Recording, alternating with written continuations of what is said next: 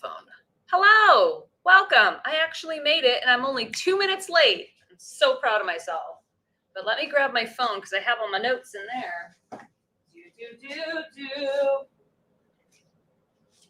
How is everybody doing today? Good to see you. Day 3 of the Symposium for Metabolic Health is in the books, and man, what a day it was. I'm not, honestly, I don't feel as tired as I did yesterday, but it was such a good day. So I first want to do a little bit of housekeeping. I'm going to go over, all of the lectures for today, and you can let me know your questions on carnivore or keto or anything like that at any time. Be sure, if you are watching right now, can you let me know if my audio is good so that I'm not just talking to nothing and nobody? Because if you can't hear me, it's not good. I'm actually filming a little vlog for my second channel, so let me turn that off and unmic myself, and we will get into the nitty-gritty. All right. DZ says audio is great. Wonderful. Thank you. I appreciate it. So I'm Jenny. Nice to see you. In San Diego right now at the Symposium for Metabolic Health. This is a conference that's put on by Low Carb USA, and it happens twice a year, once in Boca, once in San Diego. This conference is open to the public. So while it does have more of a research and data and driven, kind of directed more towards practitioners and doctors, the public is allowed. And the information that you get at these kind of conferences it's very high level, very deep. So if you're into like data and research and all that kind of stuff, this is a conference for you. But even if you're just starting carnivore or keto or low carb and you want to learn more, this kind of conference is a place where it's so immersive. You can just like dive into the nitty gritty. Plus, whoever's speaking on stage, you can just go and ask them a question afterwards. There's almost always time for questions and answers after they do their lecture. And then you can just pull them aside afterwards and be like, hey, I have this burning question. Lots and lots of big names here this year. Dr. Georgia Ede, Dr. Anthony Chafee, Dr. Paul Mason, Dr. Robert Siwas is here. Eric Berg will be here tomorrow morning. Dave Feldman, of course. So many names. I'm forgetting so many, but it's always, always good. So be sure to stay tuned for my recap video. I'm doing a recap video on the main YouTube channel, the YouTube channel that you're watching right now. And then I'm doing a vlog with a little bit more behind the scenes content. And that's going to be super cool because tomorrow, final day of the conference, and then there are a couple of meetups, and there's going to be a few awesome people there. And I can't wait to share that with you on my second channel. So my second channel is Jenny Mitich, etc. More vlog style behind the scenes content. So if you're into any of that, I put a link in the description of this live stream. You can get subscribed over there. So far, there are 3 videos live over there. And yeah, lots of fun stuff. What else? Tonight, I just released the full interview with Adrien Gledhill. It is about gastric bypass and bariatric surgery and doing carnivore after having a surgery of that type. It's a little niche, but I wanted to create a couple of videos for people that have that particular situation. So if that is you, or you have someone in your life that has had bariatric surgery and you'd like them to try carnivore, that video is just a wealth of knowledge. Adrien is a former Biggest Loser contestant. Went on, did really good, and then ended up gaining all the way back, and eventually years later ended up getting bariatric surgery. And she's now been carnivore for, I think, a month less than me. So over 18 months. I'm in month 20 or 21 right now, I think. So yeah, she's like 1 month less than me, and she's doing really, really well. So that is a wonderful interview. Be sure to check that out. That is live on the channel. What else? Oh, I wanted to tell you about ButcherBox is sponsoring today's live. And let me get you the deal that they're doing right now, because I put a link to it in the description. Why is nothing loading? Hotel Wi-Fi. Yeah. Okay. So ButcherBox is a delivery service for meat. really high quality meat, grass-fed, grass-finished beef, pork raised crate-free, organic chicken, wild-caught seafood, things like that. So from now until August 29th, new members get 2 pounds of free ground meat. You get to pick ground sirloin, ground chicken, or ground pork in every single box for the next year. Plus, if you sign up between now and the 19th, so the next 2 days, you have until midnight on the 19th, you will receive $60 off of your next. So it's $20 off your first 3 boxes for a total of $60 off. That's an additional deal on top of the free ground beef or ground sirloin, ground chicken, and ground pork in every box. So head to that link if you'd like to check that out as well. All right, let me think if there is anything else. So tomorrow is the final day of the conference. Today was absolutely amazing. Let me give you a brief recap of what happened, because there was so much stuff. So the day started off with Dr. Anthony Chafee. He was talking about the benefits of being a ketogenic athlete. So, I mean, if anyone is in the space, you've seen Chafee. He's ripped, very athletic, does rugby, lots of weight training and things like that.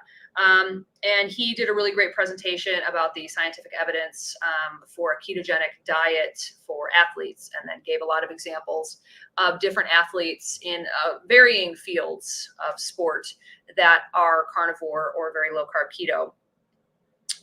So yeah, he did speak about how there's an adaptation period in the beginning, which is totally true. I mean, I'm no athlete, but when I started carnivore, it was a few months for me to get back to where I felt like I was kind of like at full power for working out. And honestly, my kids were like 1 when I started, so I didn't do much gym. But he was talking about how he thinks it's about 4+ months for keto adaptation, and then after that, you're good to go as an athlete. At 9:30, the second chat was that Roshani Sanghani, I'm not pronouncing her name correctly, she did a speech on diabetes distress, motivational interviewing, and behavioral change in diabetes. She's an endocrinologist. And she has written a couple of books about, they're geared towards practitioners, how to help people change and become more motivated to change in diabetes management, how to be more empathetic, how to ask questions correctly to get people to a place where they want to change behaviors and lifestyle. Because, diabetes type 1 and type 2, it is incredibly taxing to the psyche to discover that you have that condition. What was it? Type 1 diabetics have to make 180 additional decisions per day than everybody else out there, just because they are constantly having to figure out what insulin they have to take, what food they have to take, all these different things. It's very taxing mentally. And so that was a really good lecture about how to come at that from a clinical angle and figure that out. And then at 11, it was Dominic D'Agostino, and he did a great presentation on metabolic interventions for cancer treatment and prevention. So he is very, very intelligent. He does a lot of research, like a lot of research. So he also is very well versed on the literature out there. So he did an excellent presentation about cancer treatment, exogenous ketones, calorie restriction, and ketogenic diets in the use of cancer treatment. So then, in the morning, I went and did a really fun scan. I told you guys about it yesterday, and today I went and actually got it done. It's an MCG scan, and then I got the results from it. I filmed this whole process, so that's going to be part of the recap video, because there's some stuff wrong with me, but nothing that's super bad, and mostly stuff that can be addressed pretty easily that I already knew existed. So that's going to be really interesting. I think I might make that results video into its own separate video and talk about all of the different interventions I'm going to be doing to address each thing. So that was super fun.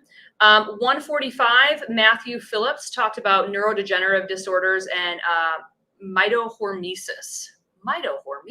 What's that? So basically, he was talking about Alzheimer's, ALS, Huntington's disease, and one other. And the commonality between all 4 disease processes is impaired mitochondrial biology. So they kind of all present differently, but it's the mitochondria that is, dysfunction in the mitochondria that is like the root cause. Very, very interesting. Lots of research there. And then we had Jay Wortman that talked about meat science, agenda, or integrity. So he was basically talking about the anti-meat agenda that's out there in the world right now and its impact on everything. Talked about a few cool studies that show that we are in fact carnivorous humans. We have the lowest stomach acid of any carnivore, which kind of shows that we are like the apex carnivore, that we are built to eat meat. Our fat cell structure also shows that. And there's lots of evidence in the anthropological data. If you look at the bones, the minerals, and all the stuff in that shows that we consumed a ton of meat, way back for as long as we can look. And then he talked a little bit about studies and how, like, in particular, like the Seventh-day Adventist Church, they have a university out in Loma Linda, and they just pump out study after study after study saying that vegetarianism is good, blah, blah, blah, blah, blah. But how it's a lot of bias, here's the thing. When your religion depends, like one of the core tenets of it is that everybody needs to be vegetarian, to go to heaven. If you're pumping out tons of data that's like, oh, be a vegetarian is good. Conflict of interest, don't you think? And granted, yeah, some of the residents of Loma Linda, California are some of the healthiest ones out there, but is that due to being a vegetarian, or is that due to the fact that they don't drink, they don't smoke, they live in a very affluent area, most of them are wealthy, access to some of the best medical care available, beautiful weather, lots of sunshine, community? There's lots of things that go into it. It's not necessarily just the diet. So yeah, interesting stuff. Just a lot of the biases that exist out there and the different anti-meat-based agenda. And really how dangerous it is, because plant proteins are just not as bioavailable, if at all, when compared to meat. Like humans need to eat meat, and a good amount of it. Though if you, like for kids, like 1 to 2 ounces of meat per day can make all the difference in growth if they're deficient. Obviously, you'd want to feed them more than that. But anyways, final talk of the day was from Michael Eads. He talked on low carb and the multiple hypotheses of obesity. So Michael Eads is the author of Protein Power. If you've ever seen Amber O'Hearn tell her story, she was heavily influenced by this book, Protein Power. It's actually, I think, what got her to start doing a low carb diet in the first place, long ago, like in 1999 or something like that. But he did a great talk about how starting in the 70s and then like 1984, we see a drastic increase in obesity. And yeah, you could just say, oh, okay, processed foods and things like that. But he went into like a lot of the reasons behind it. Niacin, increases in niacin, like starting in the 70s and 80s, a lot of our grain products started to be fortified, enriched with niacin and iron and all that extra stuff. And niacin in high doses can apparently cause you to store fat. Followed by, what was the next one? Of course, vegetable seed oils. That increased. There was like a few different things that kind of all happened around the same time. So it was just kind of like talking about what is that root cause. So yeah, that was really interesting. I did the scan today. I'm going to be doing a few interviews tomorrow, talking to a few of the vendors that are here. The whole conference is funded a lot by the vendors. So definitely want to thank them for that. And yeah, and then tomorrow, the 2 meetups that I'm going to. So super fun. The next low carb conference from Low Carb USA is in Boca Raton It is in January typically. And this year the focus is going to be on women's health. So every year, the first day of the conference on Thursday, they have a special focus. This year it was mental health here in San Diego. Amazing day. In Boca this past January, the first day's focus was on type 1 diabetes, and that was amazing. I learned so much that I did not know about type 1 diabetes, because typically I'm talking to people with type 2, but type 1 presents some unique challenges that are not hard to overcome when doing a ketogenic diet. And in fact, keto is one of the best things you can do for yourself if you are type 1. But it was just interesting to hear that from a lot of type 1 practitioners, researchers, doctors, and stuff like that. So the focus for Boca in January, the first day, is going to be on women's health, women's issues, which is so very important. For so many years, doctors, researchers, everyone out there just treated women like they were just miniature men. And we're not. We have completely different systems. We have an entire, we can grow babies, men can't. It's just like there's so much to it. So that's going to be really, really cool that there's going to be a focus on women for Boca. And then, of course, next year in August, they are not doing the San Diego one here. They're going to a brand new venue that is going to be absolutely beautiful. And again, this conference is open to the public. And the more people that come to events like this, the more we can get more ketogenic research done. The more we can, do all of these amazing things, the more we can spread the word about the healing power of keto and carnivore and all those things. So it is definitely worth it to come to these conferences. All right, I'm going to move on to questions now, because after that, I'm going to eat my leftover steak and some like cottage cheese or something, lay down and die from sleep, from exhaustion. All right, let's go in. Everyone says audio is great. Jazzy Jude, I should say. Hi from San Diego. Hello. Kathy, I'm listening to the live stream. I attended Boca last January. I wonder if we met, Kathy. I was at that one. My husband and I were there. It was so good. It was so good. And I love that they have the live stream option for this. It's $100. You get to live stream all of the, just like you're here, you just watch it. And then you can also ask questions through the app. So you can really participate if you want to. And then after the conference is over, within like a week or two, you get access to all of the lectures. So you can go back and look at all of their decks, all of their slides. You can rewatch something, like if you missed one, you can watch it.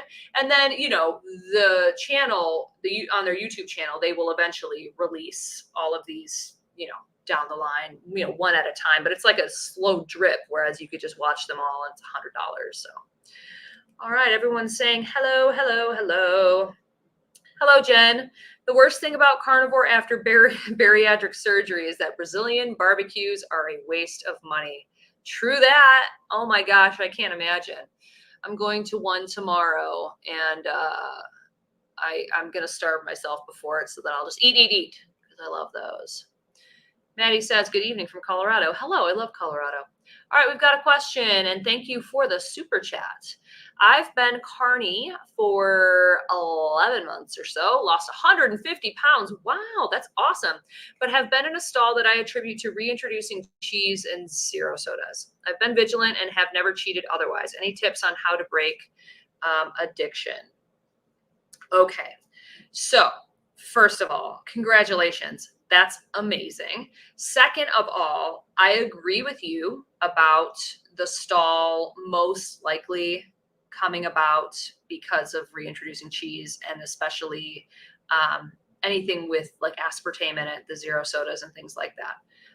I would cut both of those immediately. But there's also another, shade to this.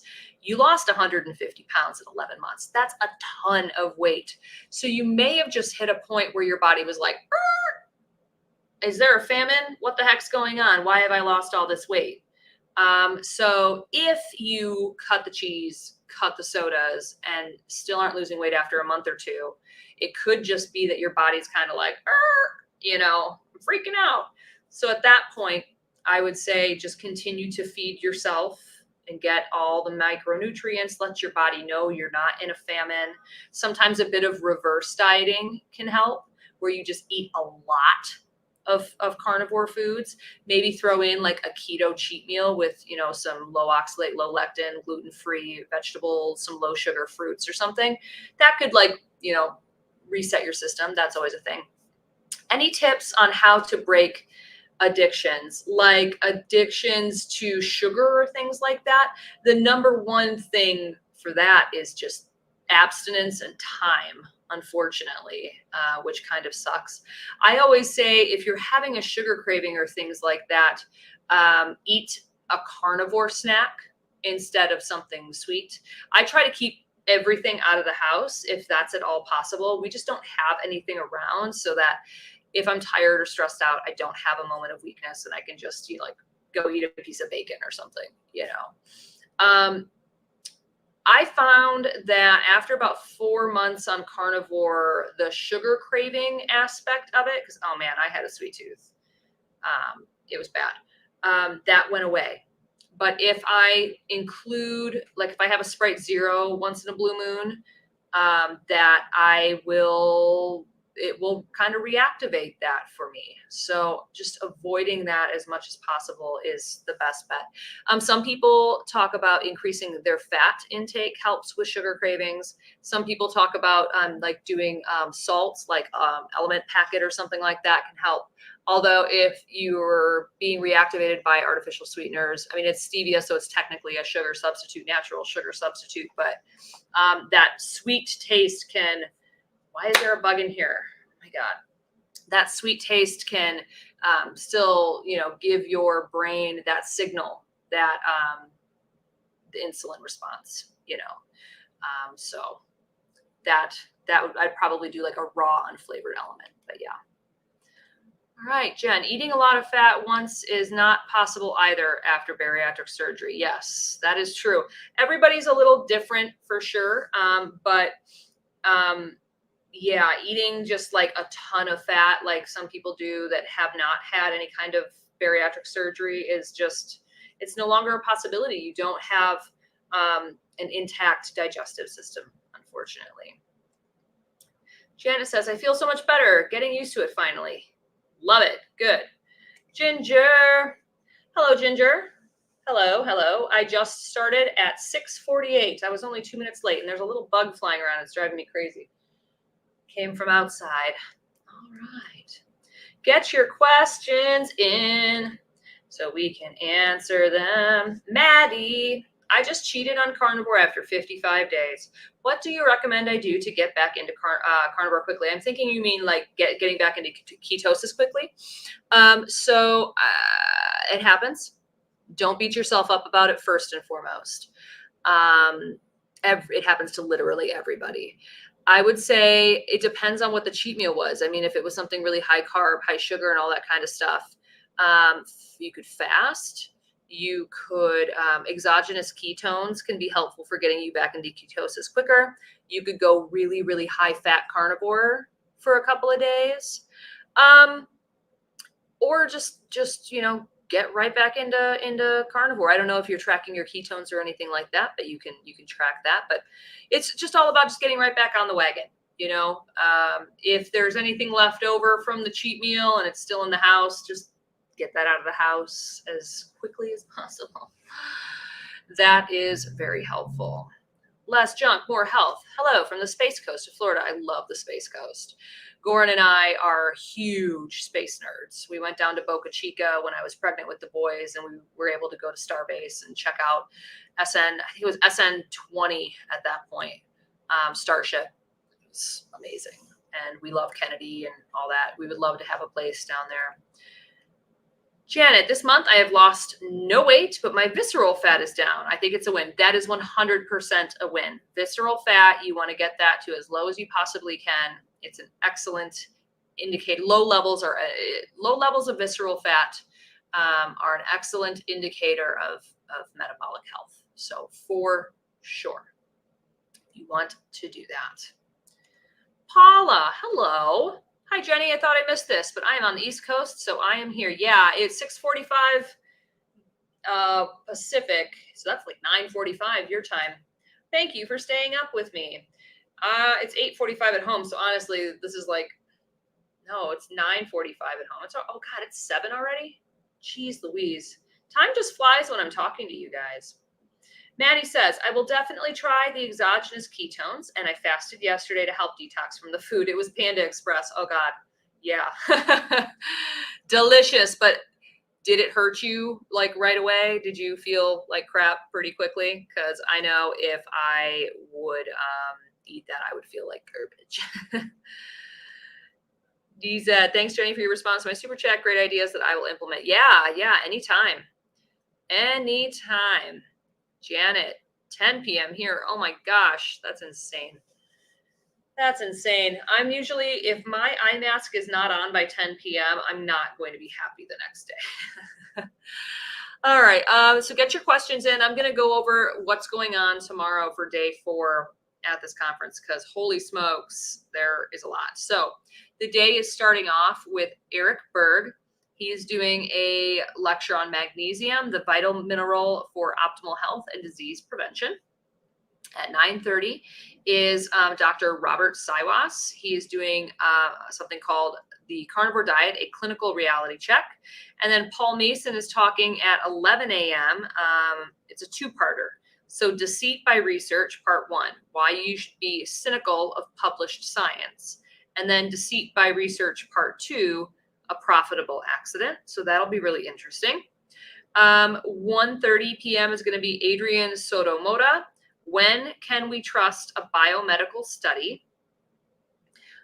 He does a lot of the data analysis on Dave Feldman and Nick Norwitz and Matthew Budoff's research. He's like just a genius with complicated math.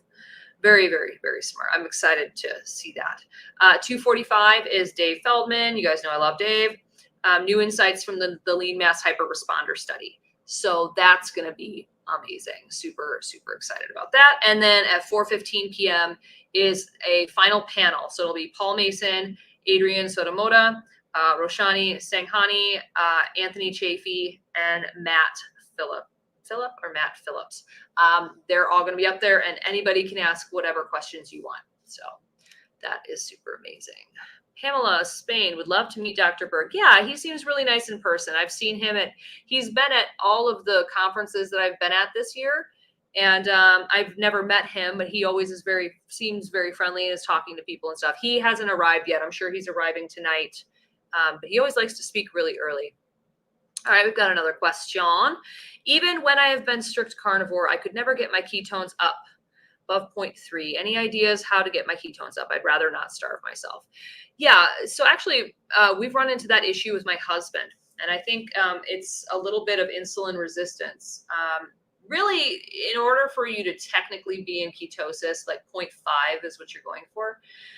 So it's just all about getting your glucose levels down as well. Little bit of fasting does help. But yeah, I feel you on the not wanting to starve yourself. But yeah, it's all about getting the insulin lower, blood glucose lower, and then you're starting to burn more fat. I don't know if you've tried to do a really, really high fat version of carnivore.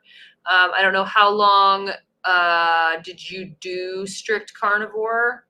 Because sometimes it takes a while. Like for my husband, he's got some insulin resistance, and it took weeks of very strict carnivore. I'm talking like no carbs, to get him in. And it could be a degree of perhaps you need to lower your protein a little bit. Sometimes if the protein is a little bit too high, that can be turned into glucose in an insulin resistance setting. So it's kind of like playing around with your macro ratios a little bit and seeing what works best for you. Exogenous ketones can help you get over the hump and get your body kind of more used to burning ketones, but I wouldn't use those all the time because the goal is to create your own, But yeah, those are the first things that pop into my head when I read your question. So I hope that was helpful. Beth, hello, girl. Hi, Jen. I've been here, but couldn't type in the chat for some reason. So hi from Boca. Hi, Jude. Hi, Paula. Hi, Ginger. Everybody's here. Jen, I've heard a lot lately that carnivore is being used as a treatment for anorexia and bulimia. Has anyone spoken about that? That's funny that you mentioned that. Yes. So the very first day, the focus was on mental health, and there were a couple of people that spoke on using carnivore or therapeutic ketogenic diets in the treatment of anorexic people. So the research that has been done is focused on weight restored anorexia. So what that means is they've gotten the people back to a normal weight.